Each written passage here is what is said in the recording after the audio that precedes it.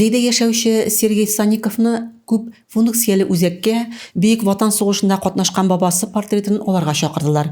Агымдагы елда ул үлемсез полк хәрәкәтендә катнашырга җыена. Әлеге акция турында ишетүгә үк үзәккә килде. Подал заявление, предоставил фотографию. Әлеге фотосурәттә минем бабам Петр Иванович Санников, хәрби капитан бабам сугышның башыннан ахырына кадәр фронтта булган. Аяныч, сугыштан соң ул 10 ел узгач фаҗигале төстә һәлак булды. Фотография бик ошады, аның белән үлемсез полк акциясендә катнашачакмын, ди Сергей Санников. Күп функцияле үзәк 2нче ел инде Бөек Ватан сугышында катнашкан ветераннарның фотоларын зурайтып ясый. Һәр зәйле әлеге хезмәттән файдалана ала. Моның өчен терминалда талонга чиратка басарга кирәк. Башка хезмәтләрдән үлемсез полкка басып, талон алырга һәм тәрәзәгә чират көтәргә кирәк булачак. Фотографии сканируются, фотографии мы не забираем, мы сразу сканируем и возвращаем.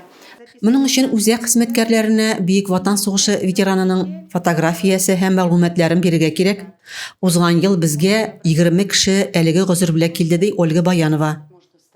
Фотографияны биредә шунда ук кайтарып бирәләр. Бирелгән мәгълүмат күп функцияле үзәкнең үлемсез полк реестрында саклана. Узган елгы баннер югалган яки таушалган булса, алдагы елларда күп функцияле үзәккә заказ ясалган булса, яңадан фото алып килү соралмый. Агымдагы елда үзәккә бу уңайдан 3 тисәдән артык зәйле мөрәҗәгать итте. Об этой услуге я узнала только в этом году. Бу хезмәт турында ишетеп бик сөендем. Эш белән мәшгульбез.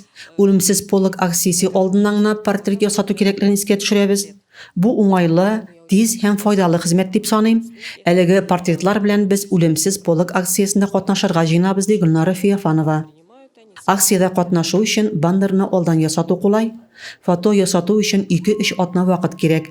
Хезмәт бушлай һәм берничә дана фото ясатырга була. Рәзимә Кашапова, Дин Сипатов, Татарстан хәбәрләре.